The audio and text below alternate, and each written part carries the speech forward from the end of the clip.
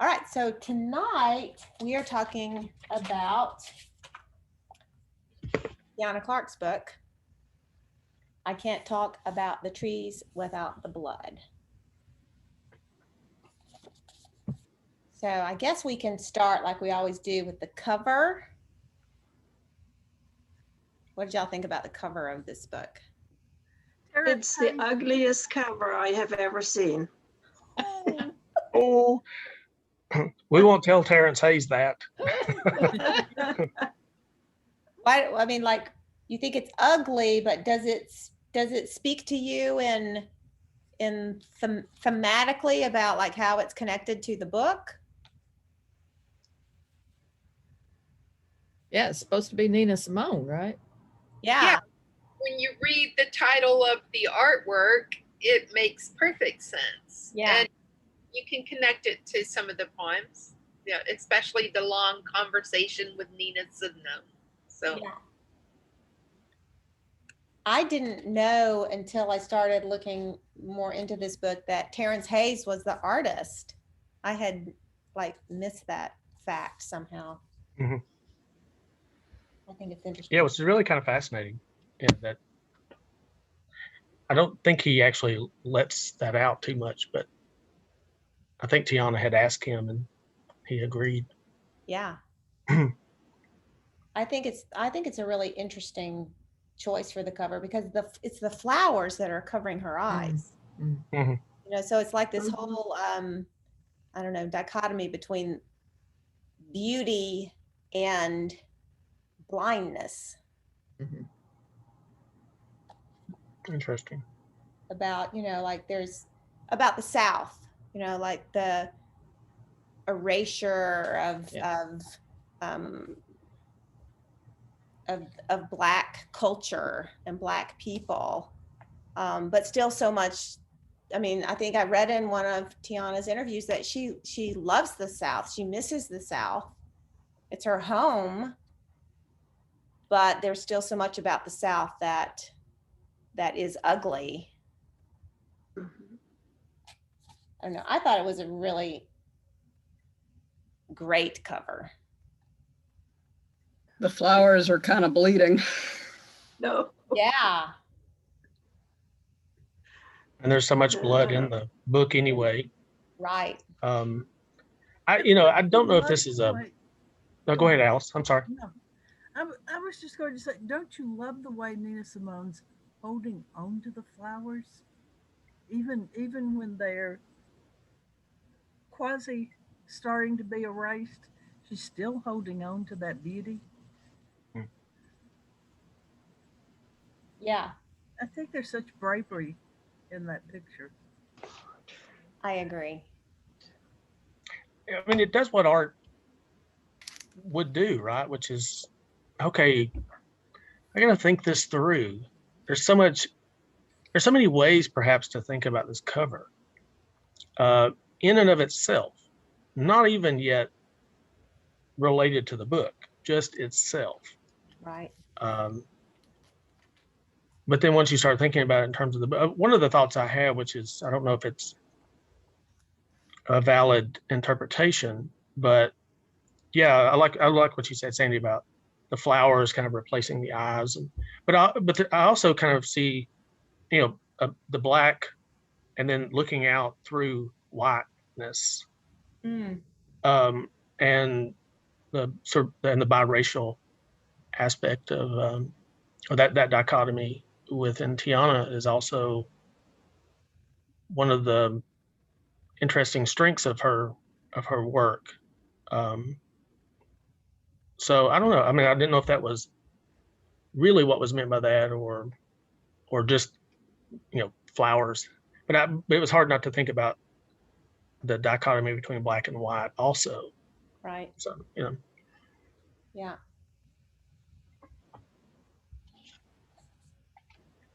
Okay, so this book is written, it's got 3 parts, so it's like a triptych that kind of parse the title, which I thought was really brilliant. What y'all think about that? Well, let me ask this too. So there's this interesting 3 parts going on. And then if you look at the last poem in the book, Epilogue. how to find in the epilogue, how to find the center of a circle, those 3 parts show up again, which I think is kind of Mhm. neat. What y'all think about the sections and how they're divided? Was that interesting to anybody? I mean, it made perfect sense, you know, from the title to the way the poems are sectioned.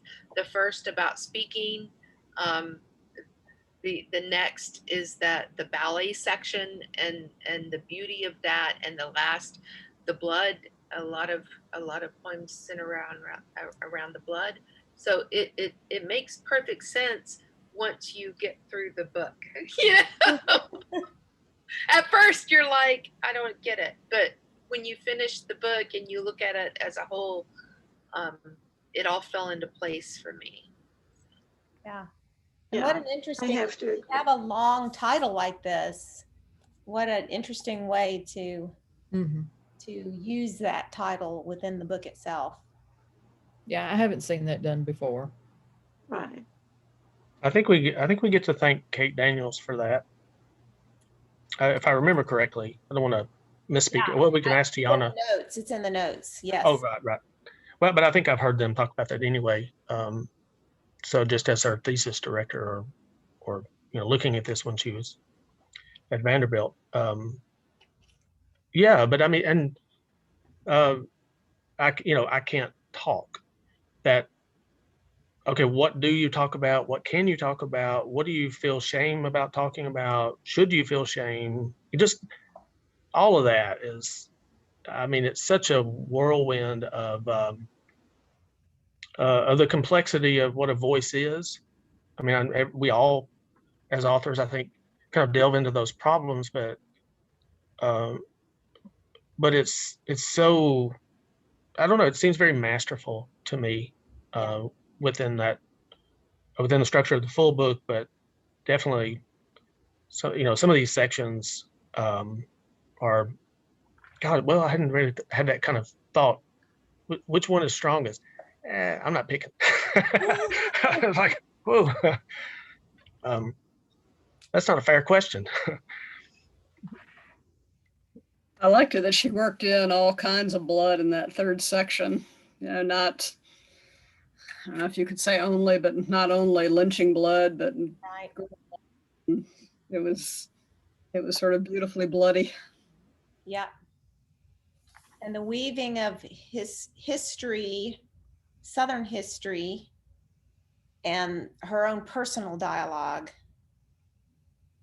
I thought was really, really, really interesting, especially in that 3rd section. I liked the parts where she was interrogating Phyllis Wheatley very much. Yeah. Mhm.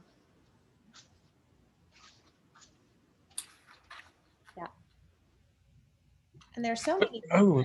Well, Alice, that's interesting if you think about it, because later you could say that Nina Simone is interrogating her. Yes. Well, I saw Nina Simone as the Ancient Mariner. Yeah. I mean, I think that's what she intended. Yeah. Yeah. Yeah. Yeah, and I thought some of the. I mean that.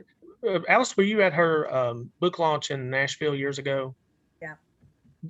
She read this full Nina Simone poem, correct? Am I remembering that correct? You I know, know, I think she did. she at least read parts of it. Or maybe parts of it. I find that I think that. Well, I mean, I teach one of the poems from this book and have actually, I think, since before the book. So, of course, y'all know I have a long history with Tiana anyway, but there's a poem of hers I teach, but there's a part of me that would really like to teach that long poem. I don't really, where I teach, I don't necessarily think it would be the best choice for my students necessarily, but Um, but I do think that's a poem worth thinking about. You know, like really, like somebody needs to really write about this poem. What Ross Gay says on the back cover, that's really the poem, you know, where this kind of gets kicked out in the open, critiquing the commodification of Black pain while also acknowledging and revealing your hurt as a Black person is tricky as hell. And that's really the poem where it gets very much articulated. Yeah, that's a good point. Yeah, there's what's the passage? Well, I mean, y'all, you can probably find something from that poem to quote, but there was something from that I thought was really a moment like that.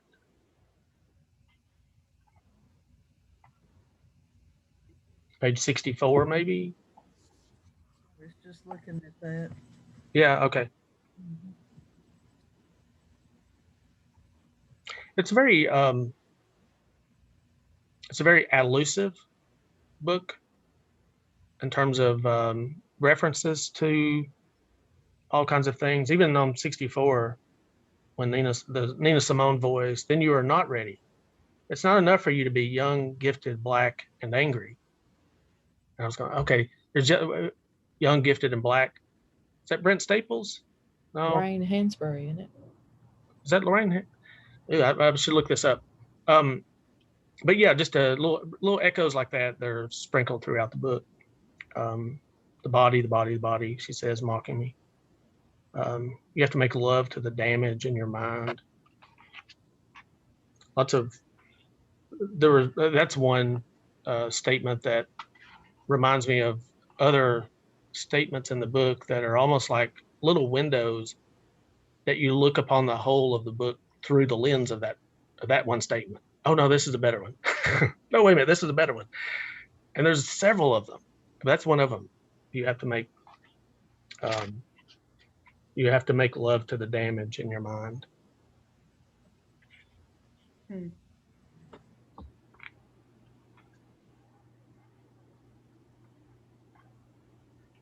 Well, one thing in an interview that I read when she was talking about the sections, and now I don't have where this interview came from, so I apologize for that. She says, for the first section, I can't talk. I was thinking about silence. Silence is in the body, silence is in history, and about what poems are having that conversation around erasure. Then you put all your poems on the floor, see what's conversing, and you put them together. I knew I wanted Nina Simone to be in the middle of the book. She's the fulcrum of the collection, the ghost that haunts the book. And so I knew she'd be about the trees for section 2, the part that makes up the middle. Without the blood was the hardest part for me to wrangle. I didn't want to be on the nose with it, but it's also the section that's probably the wildest and also the one that's tipping my hat to what I'm working on next. So interesting. So she placed Nina Simone poem in the middle purposefully.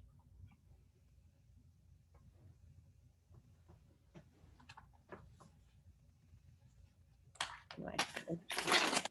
I counted to see if it was sort of numerically at the middle in terms of poems. And it is in terms of pages. It's not in terms of the poems themselves. We have more poems. We have more poems before than after, but it's very clearly the hinge. Yeah.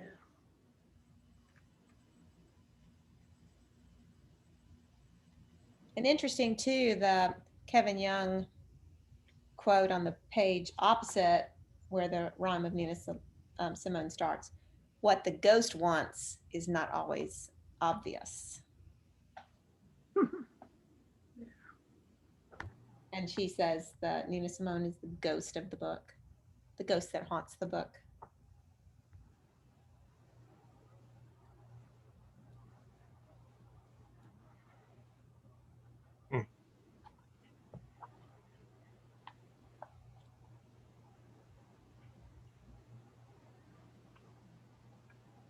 Alice, you were talking about the Phyllis Wheatley poems.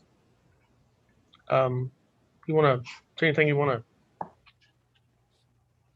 add to that or raise questions about? I thought the questions that she asked Phyllis Wheatley were interesting questions. Um, and I thought that the conversation let her speak part of the time and let Phyllis speak part of the time. Oh, the first one, "Don't You Hate Your Name," was obviously Tina talking to Phyllis, who was named after the ship she was brought over on.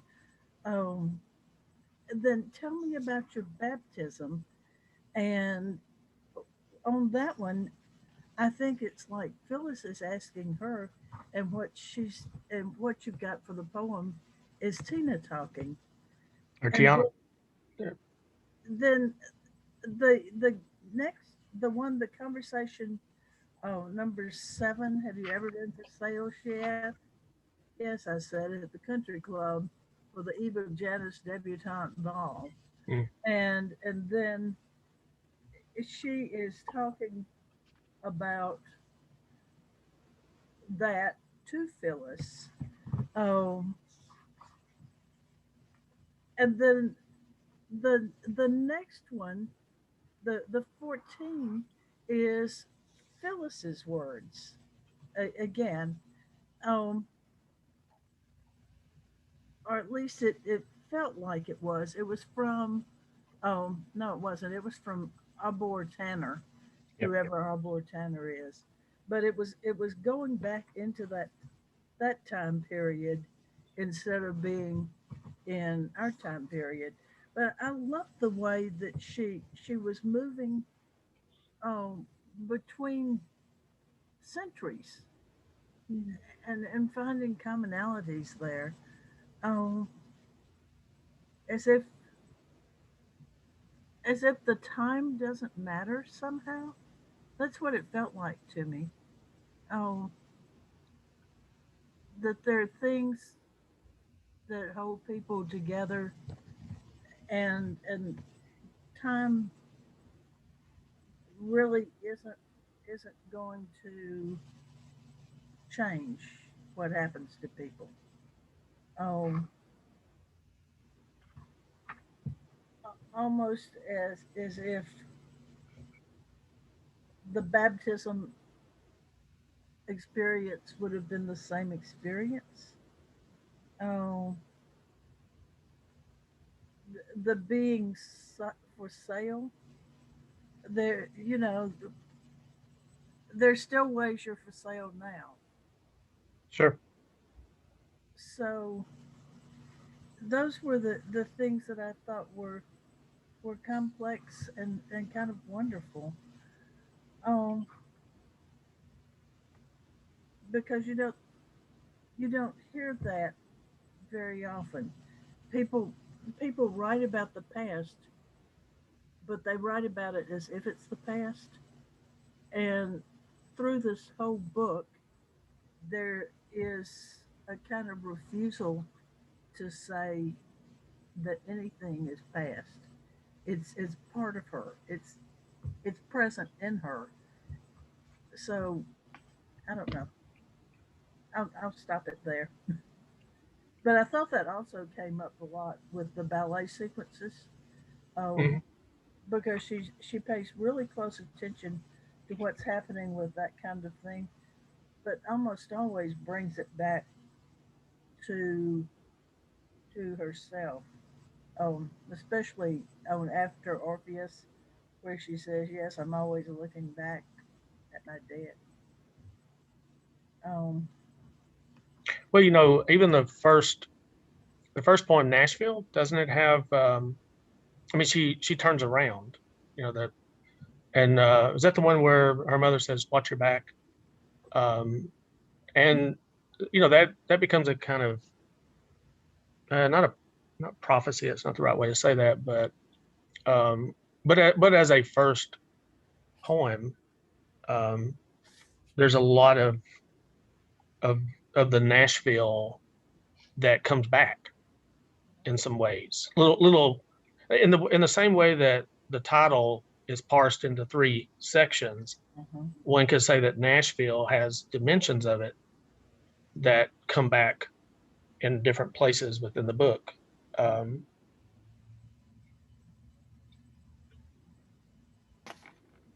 Yeah, the hot comb comes back there that we see later on.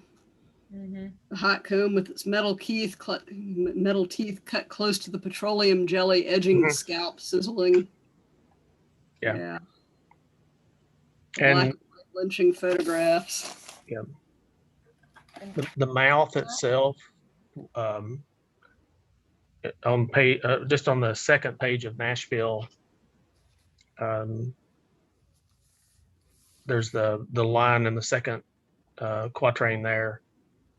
Again, well, I turned around to find that it was I who lived inside the lovely word made flesh. That they're all the kind of biblical Mhm. echoes of things that come through the book, by white mouths and white mouths, even the mouth, uh, her mouth speaking. I can't speak. Um, Mhm. Masticating. Well, what do we have to kind of take in and digest and swallow? Um, so, and then free love. Um, then is it free love that comes back? And Mhm. yeah, free love in retrograde, page Mhm. 90. Daphne, Apollo, uh, references to myth and other poems. The idea of the hyphen, which is that's slash, um, hyphen, being between things. Anyway, there's lots of fascinating complexities even with that, even that word, but it comes up in other places in the book too. Um, and and of course she uses the N word too, right? I mean, lover. And even that is, I mean, I'd love to think about the implications of that word. Um, and I'm just thinking off the top of my head here, so I don't want to like say anything that is like a misstep. Um, but I mean, the ways in which even to kind of come to love the blackness, um, the, I mean, well, first of all, I've been called that word when I was in school, and probably well, not elementary, but middle school. I think to my response was yes, of course. um, but I think that there's a sense of conflict even in that word. I mean, the offensiveness obviously of that word, but there's conflict that it resides inside that word, um, that I think would be interesting to think about for the fullness of the book. I have doubts about, the way we say inward, the way, Yeah. the sense that it is the word that is too horrible to say. In some ways, I feel like that gives the word undue power. But on the other hand, I don't think white people are the ones who get to make that call. So I keep saying inward, but I have doubts when I teach it. I have doubts. Sometimes I would like to just kick it out in the open and pick that sucker apart. Diminish it or something. Yeah. Yeah.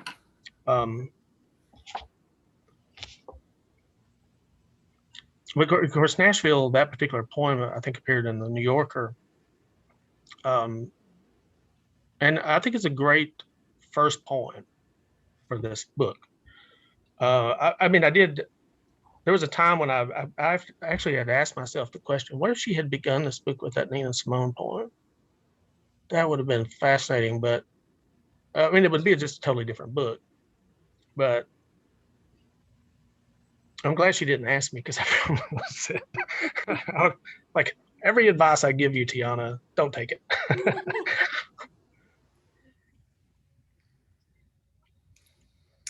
Yeah, if she had started there, I'm not sure the book would have gotten published. I'm not sure an editor Oh, would have gotten through it. Oh, that's interesting. Yeah, I hadn't thought about it. I just think You kind of got to work up to it. yeah, that's probably right. But I think it's a complex kind of Mhm. like tour de force type of, like, you should be proud of that one. It's like, be proud of a lot of these ones, but that one, woo, way to go. I loved it where she addresses that she is a mulatto, that doesn't, she's kind of caught in between. Does she belong to the Black people or to the white people? And I really could see that on page 96 and 97 when she talks about it, where her husband is snoring and she thinks of the mulatto house slaves. Hmm. And the weak part of her that is cream, and to hunger the part of me that's white matter, forgotten phonics of blood. I really could feel that for her, because when you look at her picture, she doesn't look black necessarily. Um, and so at first I was wondering about that, writing about so much blackness when you don't really look that black, but this addressed it for me, and I thought she did a marvelous job through the whole book, talking about her race and what it feels like.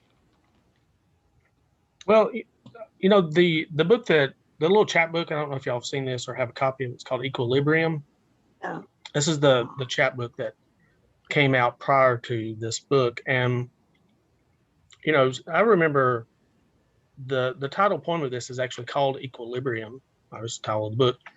But I saw this poem when it was first written, and I remember having a conversation with Tiana about it. And I might as well just say I just adore her.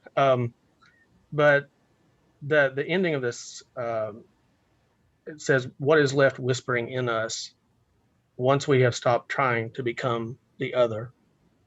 It's the last question in that poem, which um, sorry, I still have a real connection to this poem. And I remember really being overwhelmed in my discussion of that with her.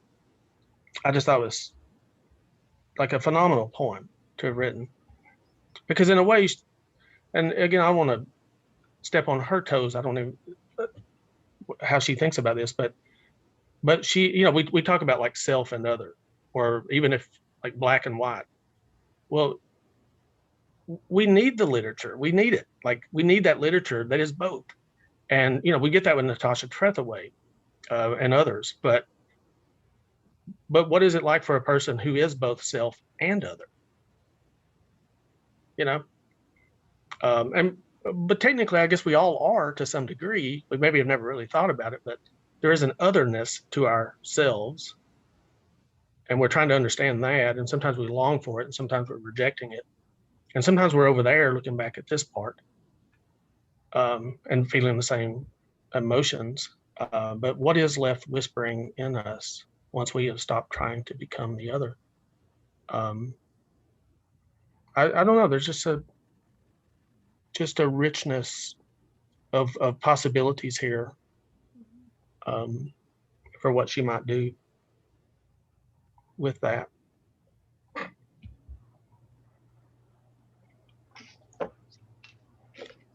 Sorry, I I got a little emotional there. It happens without any warning.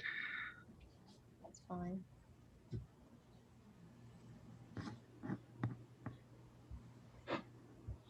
What else?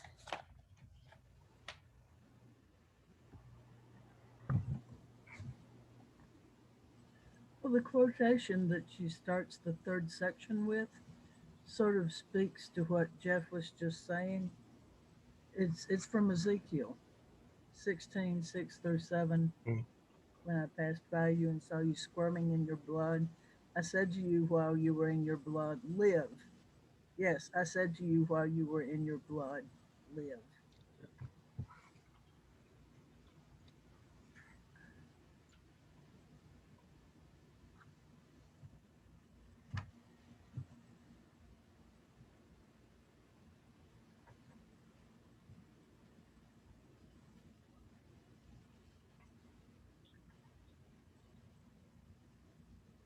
What was the? I'm trying to remember now which poem has the reference. It's I had to look it up. It's but it means arise. Uh, what was? Uh, I'd have to look at my phone. I mean, I might have my search history to find it. Um, it was in one of the poems. Give me just a second.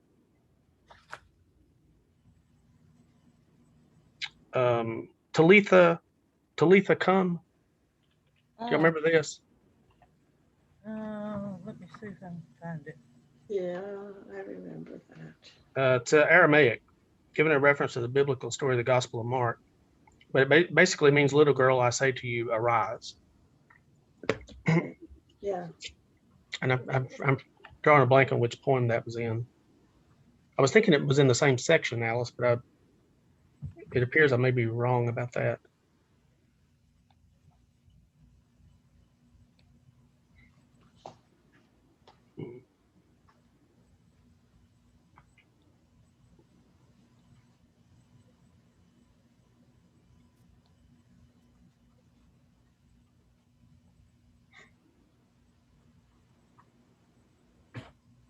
Anyway.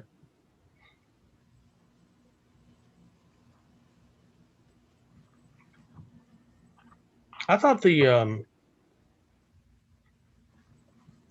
first section, I like the beginning of the book with Nashville, but then when we get to the I can't talk, we she begins with crossbite and then cottonmouth, and I like the kind of one level of kind of ambiguity or about those words, and I mean they can, like, okay, crossbite, but then also the cross and the religious. It's on page 28. Oh, that Tim. Yeah. I'd shout Talitha come, meaning little girl, I say to you, get up. Get up. Yeah. Sorry. Yeah, no, thank you.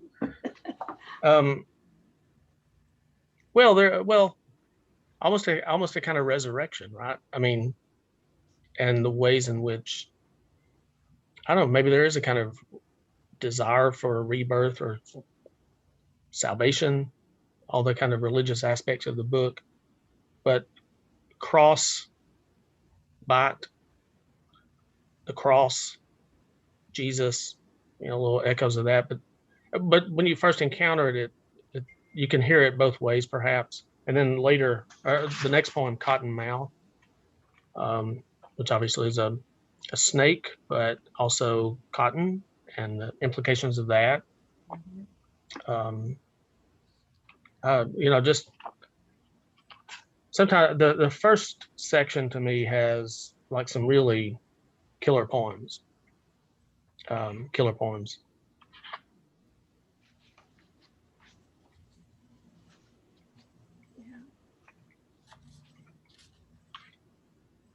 I was very partial to Cottonmouth. I liked that one a lot. Well, and when you look at the book as a whole, I was really struck the way we weave in and out of time, history, present day, all the time. We're weaving back and forth. You've got that snake kind of feeling and metaphor throughout the whole book. And then when you just look at it, when you flip through the book, you'll see so many different styles of poems. And it still feels that kind of weaving back and forth. I felt this real weaving kind of aspect throughout the entire book that I thought was beautifully done. She's got that open mouthness on page 7. A snake slithered between my legs, poured out my mouth. Yeah, some of her her visual, Right. yeah, her visual tricks, you know, with the spacing and the line breaks, you know, I would like to see her drafting process to see how she arrived at that final version in so many of these poems. Not normally a fan of the concrete poetry, but I thought she earned it in that one. I agree. Yeah, the kind of typography, is that the right word for that? You know, even the poem after Amistad, on page 94, you know, the whole poem is couplets, and she does that in more than one place. But, you know, without reading the entirety of the poem, I thought the ending of it, I mean, she makes one little change in the way it looks on the page, but it's really smart. And when Sinke, is that how he says, you know, give us free. I was already on my third drink, blurring. I do not know where I come from, or I do not know where I'm from. That's another one of the lines that, like, whoa. It makes it difficult to breathe. The fuzzy ache fingering the dark country inside me. And so just for a moment, you get, you know, this is an example, right? I mean, sometimes try to talk about, hey, a unit as a line of measure, a unit as a line of syntax or grammar, a unit as a line of attention. Well, here's one that's a unit of a line. A line is a unit of attention. And the meaning of it is one thing, and then it shimmers into something else.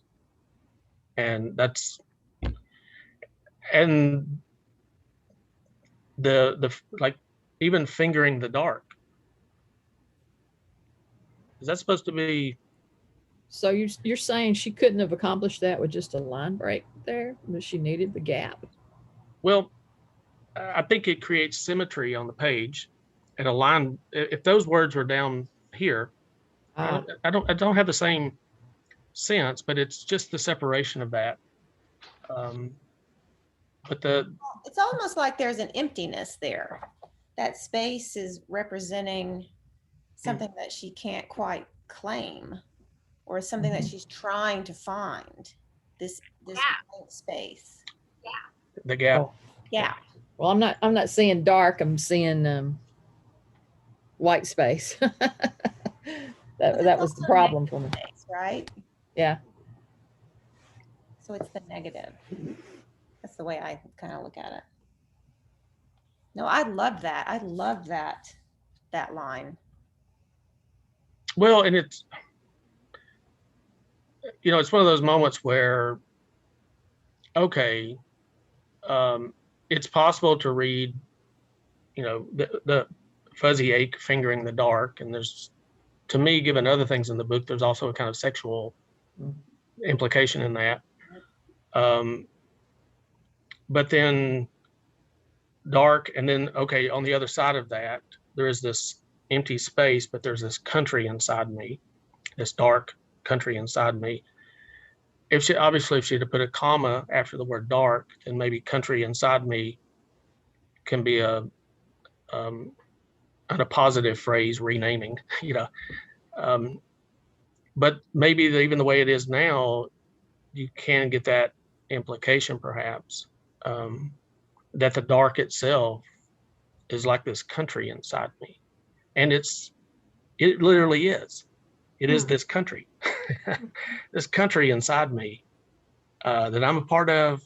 You know, start off in Nashville, and, you know, this is my country, but I'm in it and I'm not in it, and it's in me, and it's something I don't. It's, and the snake is going in and out. uh, there's just so many fascinating ways to think about what she's done in this book. And you're okay with her closing with that dash there? Yeah. She's got a dash after breathe and Okay. then another dash at the end. Yeah, after Country Inside Me. Mhm. Yeah. No, I mean, that doesn't, I don't know, it suggests a kind of ongoingness to me, but, or I don't know, maybe that's her little nod to Dickinson. Yeah, because Dickinson's mentioned. Is it Yeah. Nina Simone, I think, mentions Dickinson. Yeah. I was trying to think about like all the things that are mentioned. Just that would be Mhm. a cool thing to make a list of all the echoes. I mean, I had so much fun reading the notes section Mhm. and just Yeah. figuring out all these things I missed when I read the poems, and then going back and reading the poems and going, oh yeah, very lightning. It was thicker than I thought it was thick, but then I read the notes and I was like, this is even thicker than I realized on my first reading. So yeah, it was fun.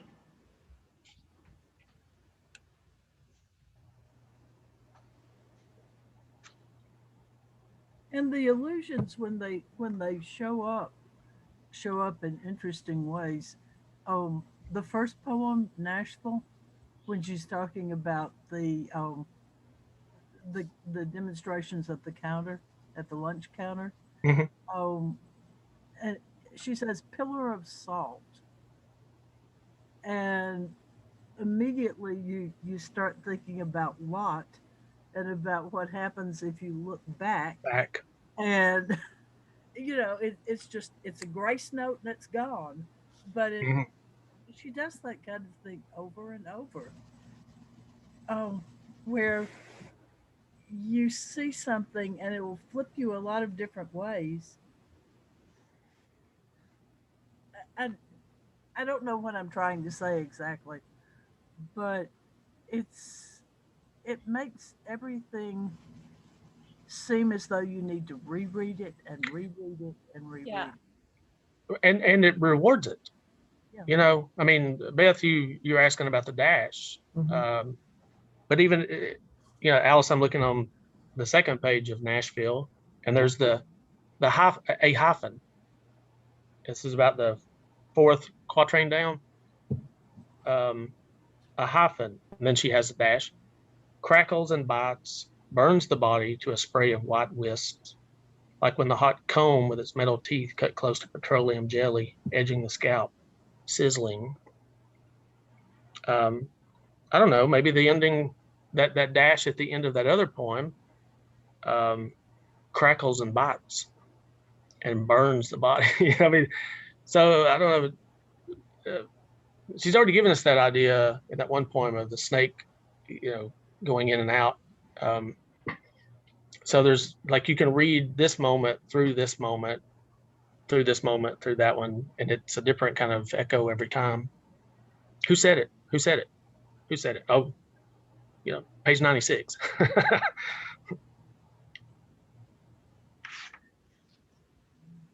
Searching the mob, mumbling to myself. The mob is there. It seems also, and to some degree, that the mob is herself.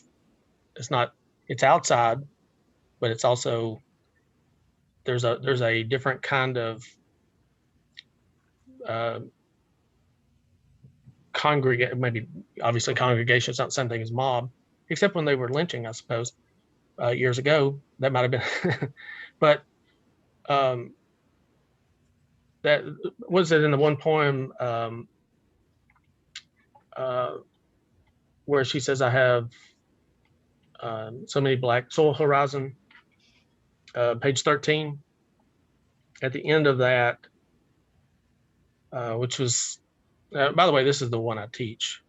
This is, I mean, it's hard to pick a favorite poem, but I think this one's a really manageable poem to teach where I do. I mean, I love that question toward the very end of that page. How do we stand on the dead and smile? Mhm. This is that poem about being at Carnton Plantation and the sort of commodification or what is it? A little bit later, the yard was appropriated. This is from the brochure. It's like, well, yeah, it's still being appropriated. So being appropriated to mean something that's not exactly what it was. But she's asked that question, how do we stand on the dead and smile? I carry so many black souls in my skin. Sometimes I swear it vibrates like a tuning fork when struck. And so that amplitude of voices that are also part of her, Nina Simone, and just an endless number of references. Very, very, very good. Let me say something about the hyphen. I want to go back just a Okay. So I read, and it wasn't Tiana that said this. It was, and I cannot remember who said it, but it was a poet that in when you say American, that means white. Everybody else has to have a hyphen. Who said that? Was it Gwendolyn Brooks or something? I don't know. So when I see the high, and she mentions that in one of the interviews that I read, that quote from whoever that was. So when I see her specifically say hyphen, and in the Nashville poem, a hyphen crackles and bites, burns the body to a spray of white wisps. White. It's almost like there's that little nuance of she's not quite belonging, right? And maybe this. She talks about it on page 16. Page what? Page 16. 16. 16.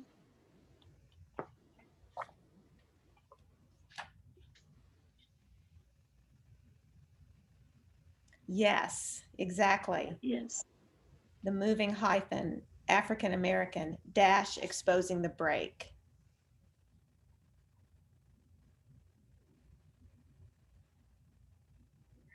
There's Catherine, you may remember this because it was in play a lot of years ago as well, but who wrote the essay called Living on the Hyphen? Do you remember this? I don't. I taught it probably 30 years ago, 28, 30 years ago. I want to say a Mexican-American author. I can almost remember who, but just the implications of that, which were fascinating for, even at the University of Alabama when I was teaching in graduate school, discussing this with mostly affluent white people in those classes. But, and everybody lives on a hyphen of some kind, like whatever that is, two parts of themselves. And that dichotomy exists. But so it was one way to kind of, even though we were reading this essay, getting people to think about it in their own context. But yeah, I hadn't thought about it, Sandy. That's a good moment on page 16 that is another instance of the dash or the hyphen and the ways in which one can think about that through the book.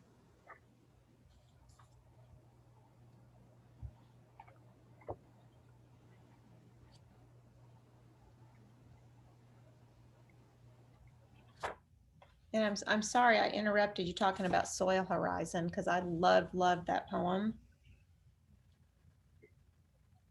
Yeah, I think it just has. I mean, the 5 sections of it, each one as a kind of unit unto itself, and what they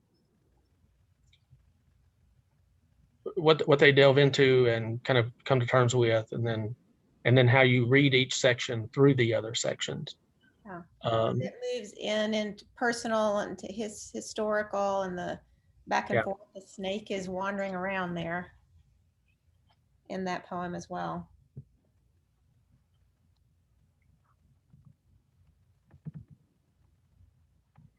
And she mentions cairns in that poem, but she mentions them in a later poem with dishes stacked like cairns.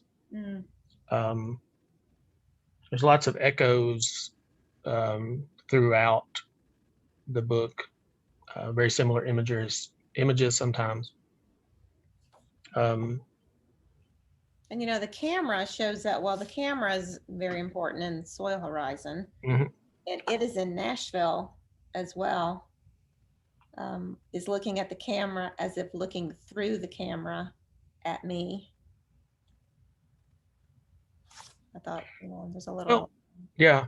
echo. Well, because it's it's perspective and capturing as well, documenting, bearing witness. The poem bearing witness, or bear witness, I think it's title.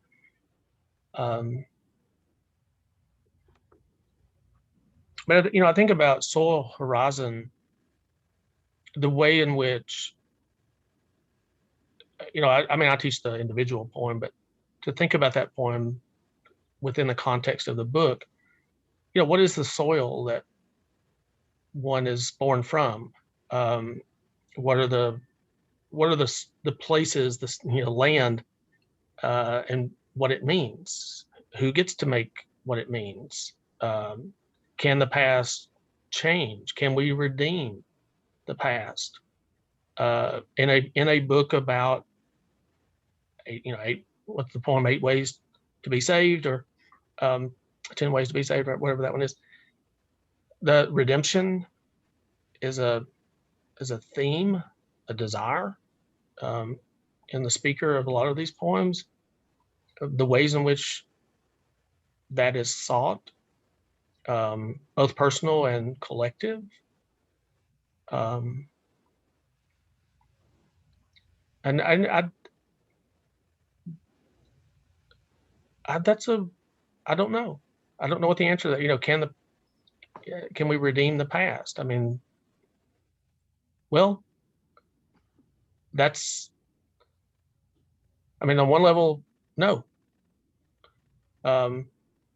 If your idea of redeeming it is somehow commodifying it, and Right. or but there's this Christianity, which is founded upon redemption. So either things can be redeemed or they can't. So is there redemption? The role of Christianity here for the speaker does not seem to be real redemptive. It seems to be to create fear of speaking, basically. We see it in the Nina Simone poem. If there is redemption, that's not how we get it. Yeah. Not in this book. But did you notice though in the acknowledgments or the thanks, the very last is God. Just God. Period. Yeah, I did, and yet maybe that's not Christianity. Maybe Right, that's something else.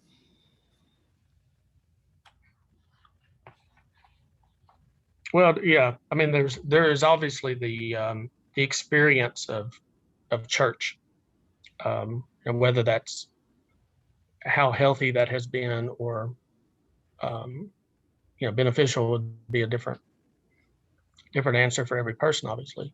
And the speaker of these poems, I think there is that wrestling with it. He quotes from sinners at the hands of an angry God. Oh, yeah, that was Yeah. There was a little echo of that in one of the poems. Understanding of Christianity, it is a fear for God. That's what you're taught in certain places.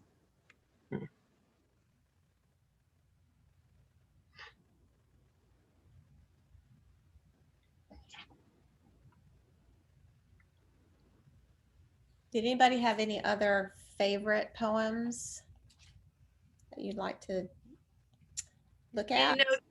One thing about this book is, like, typically I start marking the ones that I think are ballpark, out of the ballpark, and I just kept marking every one, and then I was like, okay, so I'm just gonna mark the ones that don't quite make it, and then I wasn't marking anything. It's like every poem knocked it out of the ballpark for me. I was just amazed over and over. I loved this book. So yeah. And I think the ingenuity, how she went about writing these poems, the spacings, especially on page 84, self-portrait is Hannah piece. I thought that was really interesting the way she did that, incorporating a poem by Toni Morrison Yeah. and how it appears on the side of the page. Well, we should ask her that because she just entered the waiting room. So I'm going to admit her. Okay, good. Wow.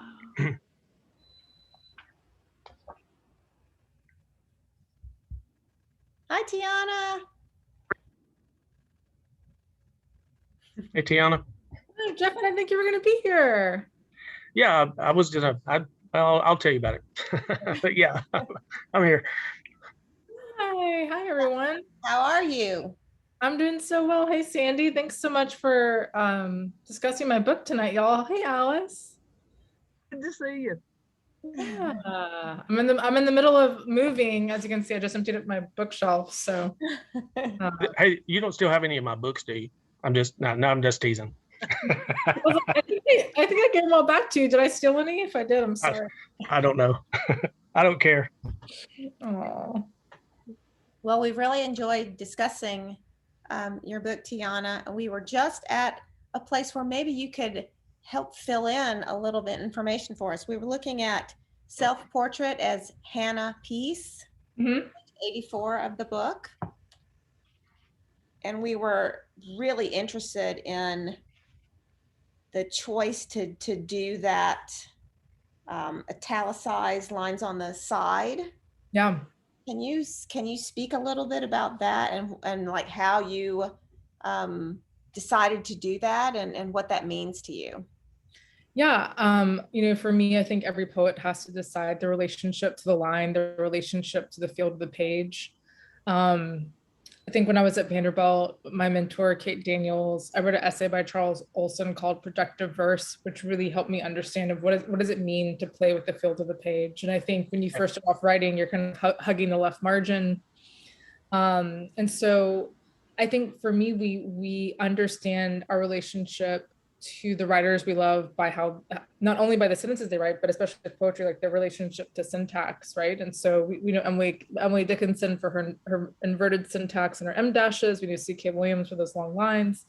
And I think for me, what I decided with, especially with this book, is that I wanted to be really acrobatic on the page, and I want every poem to reveal itself to me. And I want to get my ego out of the way and let the poem reveal itself to me. And so, especially since I write longer poems, I also think about, Wanda Coleman calls it like a distribution of energy. And so I think just looking at the poem on the page with these caesuras and with me playing with the marginalia already, like I want my reader's eyes to like already, there's a lot happening even before you enter the home of the poem, right? And so I'm always thinking about form and how form and content can be in relationship with each other, how form can inform the poem. And so already, if you think about this poem, it's a self-portrait poem. Self-portrait poems, I think, are mirrors, right? They're self-reflective, they're meditative. I'm also pulling on Toni Morrison, Sula, my favorite book. And so I'm pulling on the couplet. So there's already that measuredness, that two-ness, like me and Toni Morrison, me and my mother, Hannah and her mother in the book. There's this binary relationship that's mirrored in the couplets. And then you have caesuras, right? Caesuras are these like visual spaces, this breath, this air in the poem. So already the poem, to me, I read caesura. I slow down on a poem that has caesuras. I don't know how y'all read it that way, but I really slow down. And then you can kind of create these little, I call them mini contrapuntals, these little mini clauses, these little mini poems where you can start seeing little poem snippets all across the poem too, right? And so I wanted to incorporate Toni Morrison in that passage. I think it's from all that quote's pulled from chapter 1923. And I think initially, I can't remember when I first wrote it. I actually was playing with the marginalia a lot. And I'm another book that I love is Maggie Nelson's Bluets and how she plays with the marginalia in that book. And that was really interesting to me to see her like, first of all, we are all who we are in conversation with and who we have read before. And so I think for me in that book, it was an interesting way to think about, in the marginalia, you got to see who she was in conversation with. And so it's interesting with kind of playing with the marginalia, and then that they're kind of in between these couplets, that Toni Morrison is there and these lines are kind of hovering. And so they kind of read in this kind of two-stepping way that's happening in the poem. And so they kind of hover there, not only in the visual space, but I think in the oral space as well. And then I read it both ways. So when I just recently read this poem with my one of my really good friends, Tiana Rouse. Many of you know Tiana, where I had her read the marginalia because I think it was really important to hear the marginalia in a different voice than my own. And it was really cool to have that. And then I had her read all the marginalia at the end. So it'd be Hannah burning the flames from the yard fire, licking the blue cotton dress, making her dance, Hannah burning. I was thrilled. I wanted her to keep on jerking like that. And yet Hannah burning, ain't that love? Like I wanted that also to exist on that kind of Y and X axis as well.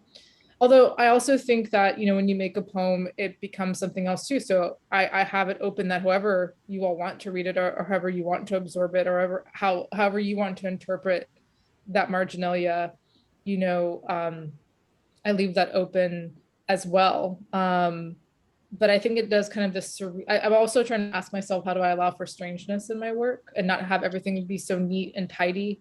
And so I think this is a poem too, where I think there's these kind of surreal images that are happening with Tony's words hovering in the marginalia and italics as well.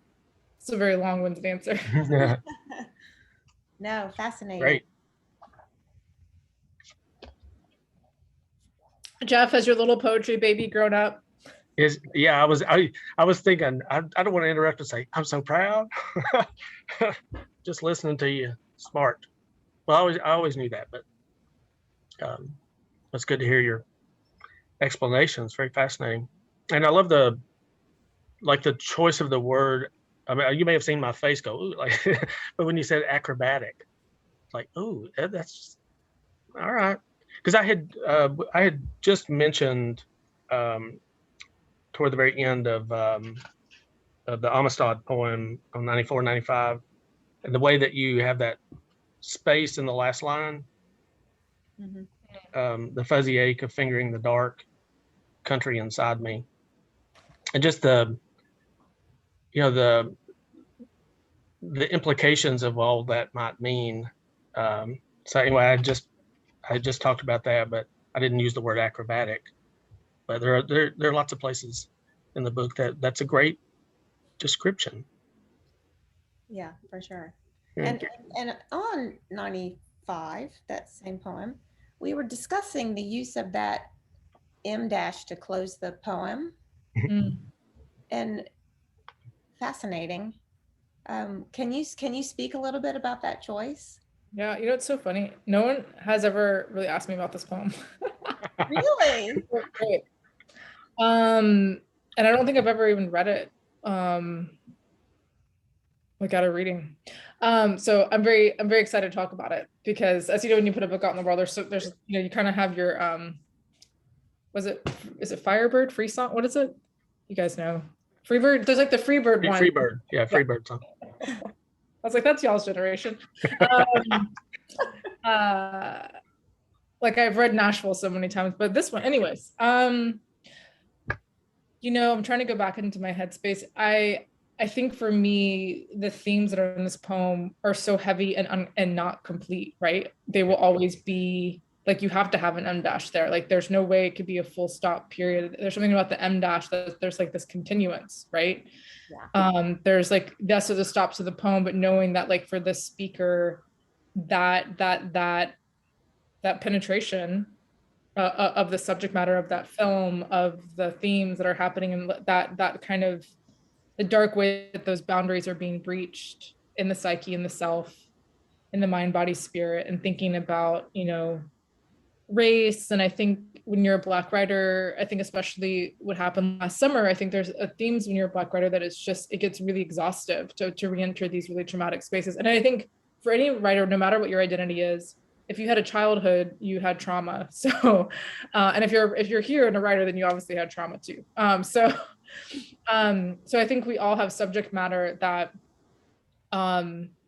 is in us, and yes, we want to reach for joy and forgiveness and reconciliation, but there's also reckoning. And so I think to me, the M dash represents that reckoning, right? Like, and as poets, we all love M dashes. So I think sometimes I'm interested in ways to think about how punctuation plays in our work, and the fluid ways that grammar plays in our work. And so I think, you know, one of my students one time entered their poems with a comma, and I was like, we talked about it for like almost 20 minutes because I was like, it was really fascinating to me, but sometimes the poems that we write aren't really finished. And so I think that M dash for me kind of represents that incompleteness. I think we touched upon that, didn't we? Yeah. And we talked about the dash or the hyphen. I mean, it's mentioned in Nashville and other places, but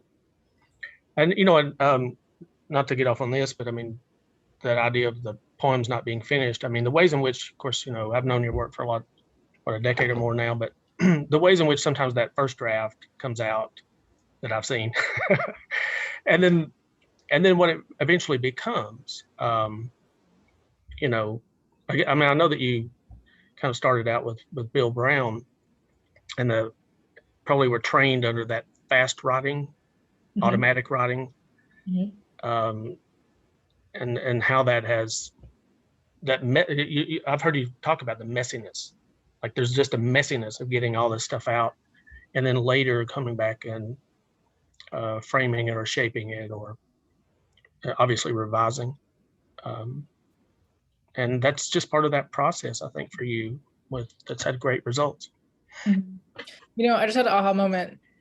I totally have not realized how, I mean, Bill Brown has shaped me, but I didn't realize how much those fast write prompts have shaped my process. And I think for me, I'm one of those writers that I do not do a lot of editing in my first draft, and I let it be really messy. Because for me, I really like to have a little kid come out in those first drafts and not have that editor mind yet. I think of writing and revising in two different mental states. And so I think what was great about what Bill Brown did with that and those fast writes is that you had to kick the editor out, because so many of us get that staccato, that stop and start right with the car and just get it out. But yeah, then later in the revision mind, I go back and I look at the mess. I'm like, okay, what's here? What's this? What's happening? Yeah. But I didn't actually make the connection that the fast writes, and I do that with my own students still. I do fast writes. I never could do that. I just don't do the fast writing, but I remember that Brown always did that, and he began with him anyway. Yeah. Well, I'm personally curious about ways to be saved. Y'all are picking these B-sides. And number 10 is brackets. Is that, I'm curious about like what that means, and is that the unspoken, what's left, what's still to be discovered? Like what would you say about that? I think a couple things. Number one, I think, this is in the section of I Can't Talk, which had to do with silences in the body and silences in history. So I think to me, brackets hold the space of silence. And also, I think it's okay for your poems to have secrets, and that even though I'm a pretty garrulous poet and I'll put reveal in quotation mark a lot in my work, I'm learning that it's okay for my work to have secrets and have things that are just for me. So maybe there was a 10, 11, 12, 13, 14, 15, whatever that my readers don't have access to, right? And maybe the brackets hold the space for other things that I wanted to reckon with, or that it's like a placeholder, a signpost for myself, perhaps, for things that maybe I don't want to reveal, or that I haven't revealed to myself, or that I wasn't ready to reveal then, that I might be ready to reveal now, or that another poem, or that bracket told you a question that in my next book, another poem might answer, right? And that for me, I'm realizing all of these things are in process. And that's where I was when I wrote that poem. And I just maybe held space that I might fill that bracket later, I love that. I love that answer. Yeah, Tiana, the way in which space on the page, I mean, even the first poem, well, if you call it, I mean, this is your first book, but the first chapbook, Equilibrium, that middle space, that white space that exists on the page, for those of you who don't know what this looks like, it looks like this on the page. And that, I think when you showed me this years ago, the first draft of this, when we looked at it and talked about it, I don't remember the white space being there. There was something later that you added, but it's both the mirroring, and that kind of ache that's in the middle of you, not to be too psychological here, I guess, but there's this ache at the center of your voice. And that empty space becomes a way, it's repeated so many places throughout the body of your work. It becomes a kind of attribute, I think.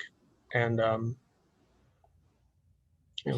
Yeah, I mean, I think also I was trying to mirror the highway hypnosis, like mirror a road, right? Mhm. And the two, but yeah, there's a bifurcation, within a speaker that's mixed.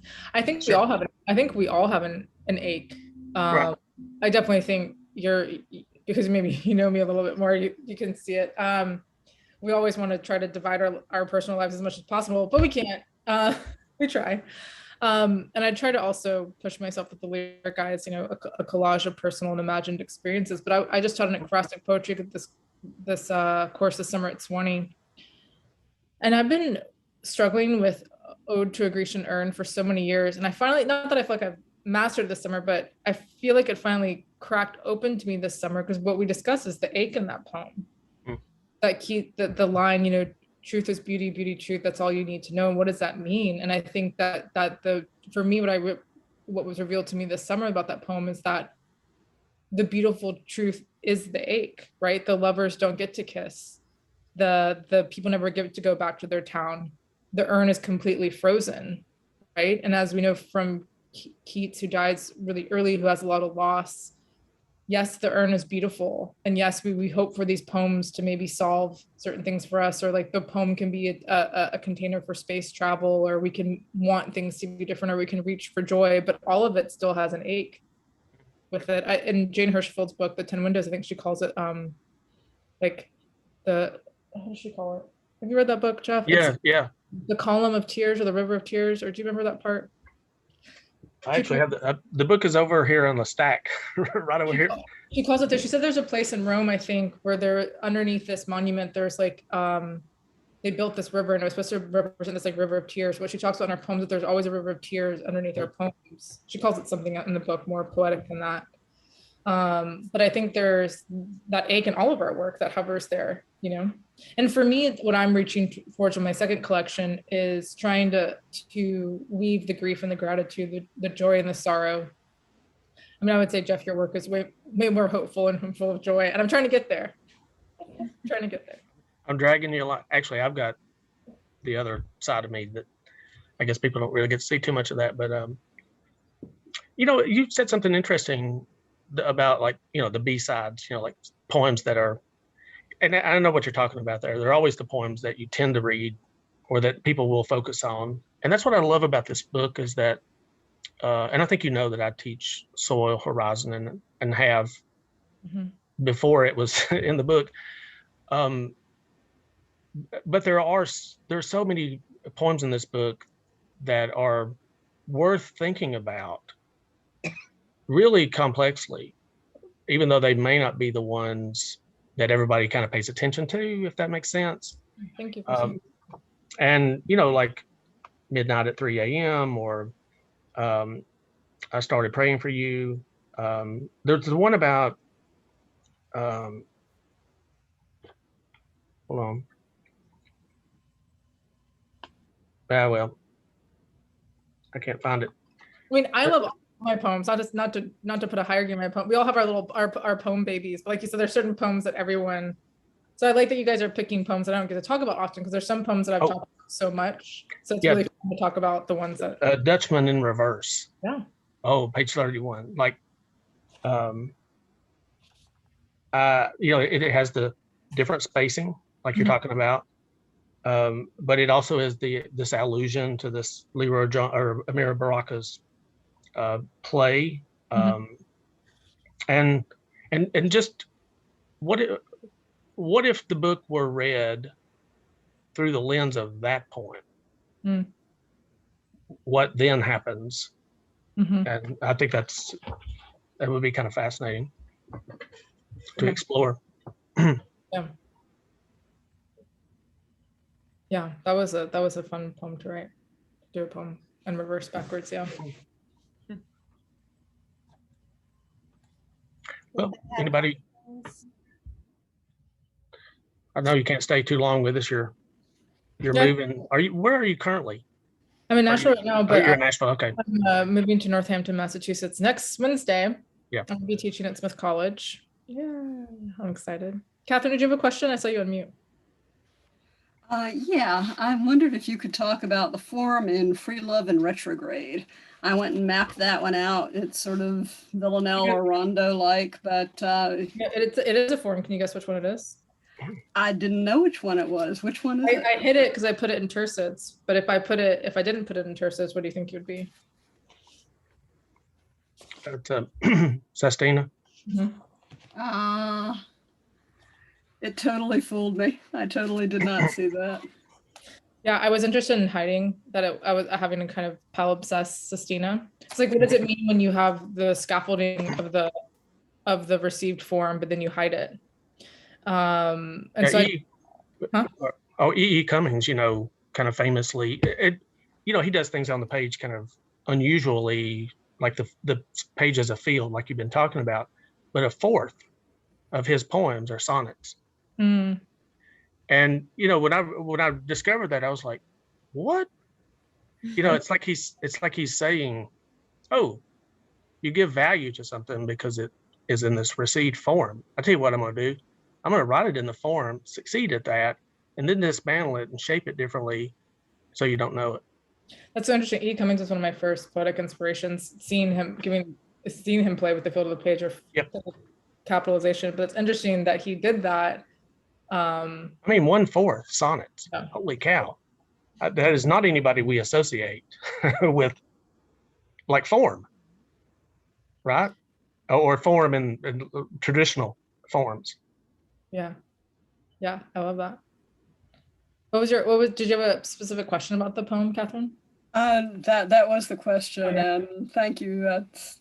That's super cool, very sneaky, love it.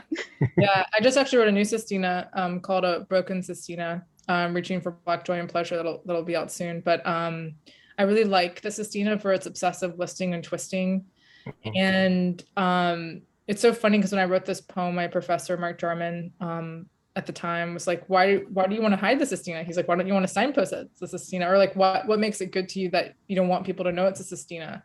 And maybe it was like an immature graduate student impulse, because I came to receive forms in a very backward way, because my high school teachers, Alice and Jeff know, and Sandy knows, or you might all know him, Phil Brown, is kind of an old school hippie beat poet. I grew up very much in a free verse tradition. And when I got to Vanderbilt, I was actually very afraid of received forms because I had never really worked in them. And I honestly felt at that time that if I wrote a traditional Sestina or a sonnet or a pantoum or a villanelle or what have you, and I couldn't do it, that I wasn't like a real poet. Of course, that was BS, but I think I think we all have those weird metrics that we give ourselves of self-worth and value.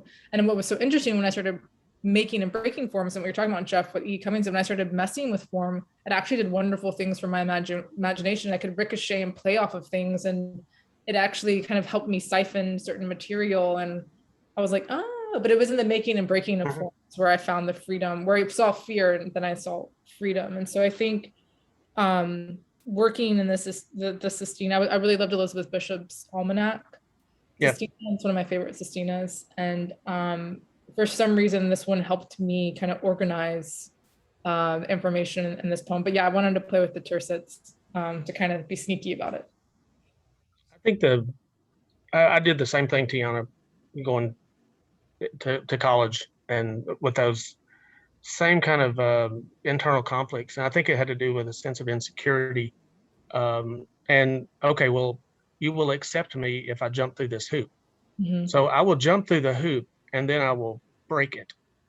I will throw it back in your face.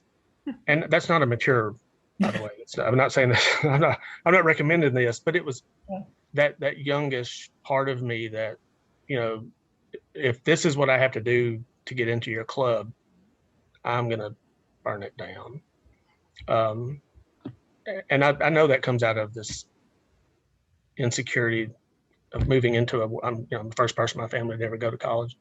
Yeah, so. I think mine was definitely insecurity. It's interesting though, because Audre Lorde has an essay, you can't dismantle the master's house with the master's tools. But I actually kind of disagree with her in the realm of poetry, because if you look at Gwendolyn Brooks, Oh yeah. she did that, like the Aeneid and things like that. And I think like actually working within the received forms, I actually think is pretty radical for me, in the sense of like, I've looked at a new way of kind of radical poetics actually, and messing with these really ancient old forms, and turning, or look at Terence Hayes's American Sonnets for My Past and Future Assassins, of what that book did.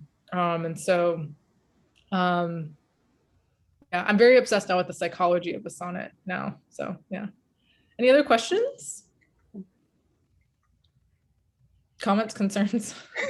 Are you going to Smith because of Dickinson? No, but I do want to visit her house. I would love to. No, I'm going to be their new writer in residence for a couple years. And so they reached out to me, and I was in kind of the final rounds with some other people, and it seemed like a really great opportunity. So yeah, I've never lived in the kind of New England area, but definitely I'm happy to be by the Emily Dickinson vibes. Love to go visit the museum and her house, and yeah. Yeah. Well, this is exciting for you. Mm-hmm. And Really? Will, and I just think it's exciting for, I mean, what I've always thought about your work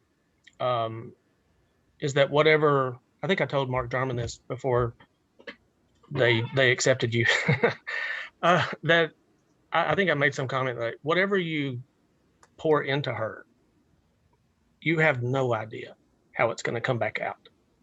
It's going to come back out in some way that is absolutely unpredictable, and then changes you. So, you know, these new experiences, this new landscape for you, being that close to, you know, who knows what's going to come out of this, but who knows, Emily might haunt me. She might hover over the river over Northampton. It's like 13 minutes away. Yeah. Who knows? I might have some weird Emily Dickinson poems that come out. She's an interesting figure. Oh yeah.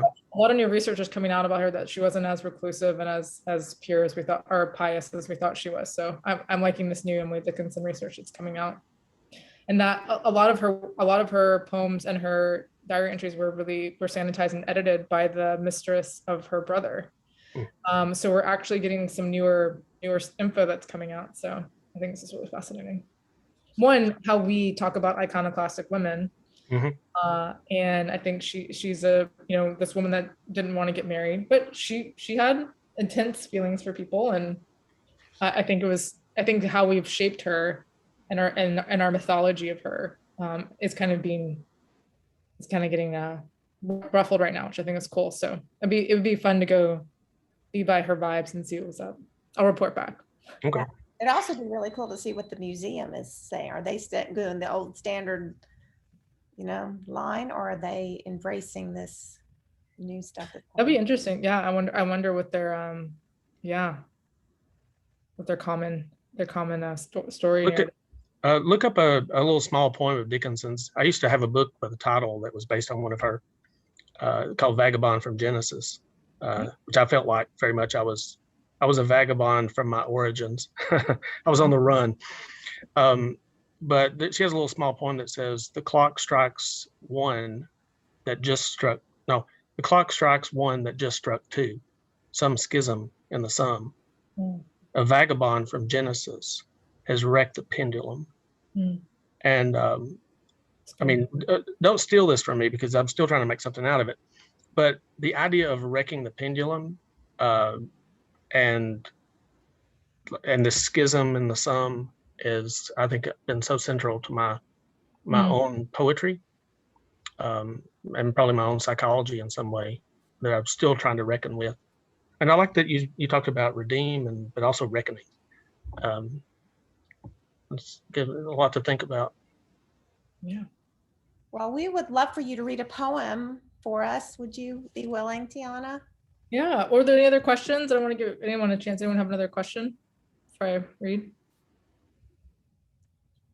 Everyone's good. Like, just read. Also, for a little fun fact, Alice Sanford knew me in high school, so that's fun. Yay. Any requests? I wasn't. Let's see. Does anybody have a later. request?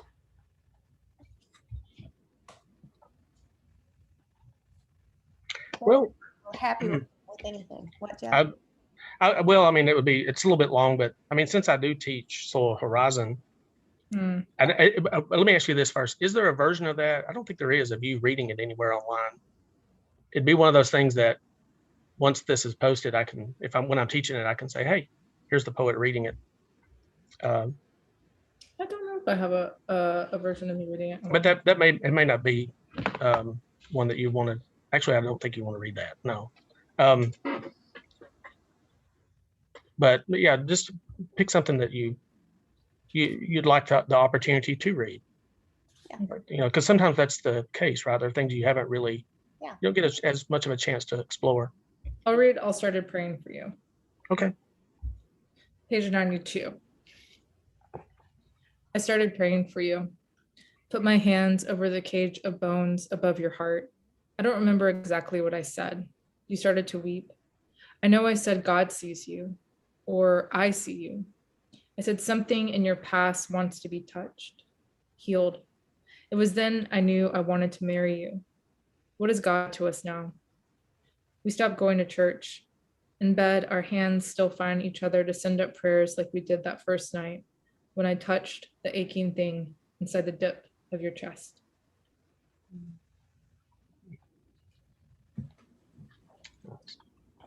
Jeff, I can record Soil Horizon for you another time. Okay, we'll do that. We'll do that. Any other last minute questions before I go? Any other? Thank you all so much for discussing my book. I really appreciate it. We loved it. Thank you, Tiana, for joining us tonight. We appreciate that. It was Thank a you, pleasure. Tiana. And Thank good you. luck Really with enjoyed it. your next adventure. Yes, and I'll be back at MTSU Wright for their conference. I'll be giving the keynote speech, which is so cool because that's where I reconnected with Jeff and Bill. So I'm excited for that. So there'll be some time in October, I think. But appreciate y'all so much. And I need to come out and see your beautiful space, Sandy, sometime when I'm back in Nashville. I would love that. Yeah, what a beautiful thing that you're doing. And Jeff, thank you so much for everything. Love you so much. Good to see you, Alice. Thank you all. Have a wonderful rest of your time. Thank Yeah. you. Bye. Bye. Take care, baby. Bye. She's totally delightful. Wow. All right. Well, does anybody have any other comments, or we want to call it done for tonight? Oh, let's call it done. Here's our next book. Art of Fiction, Kevin Proofer. Yeah. That will be in, what month are we even in? July. That'll be in August. August. So that'll be interesting. All right. All right. Well, thank you, everybody. We'll see you guys next. Have a good rest of the month. Yeah, really enjoyed Lovely it. to see you all. Thank you, Sandy. Thank you, Jeff. Mm, Bye. Take care. Bye-bye. Have a good one. Oh, does everyone know that Linda Parsons is going to Oh. be at Barrett Bennett Thursday? Yes. Thursday. Okay. Right. Right.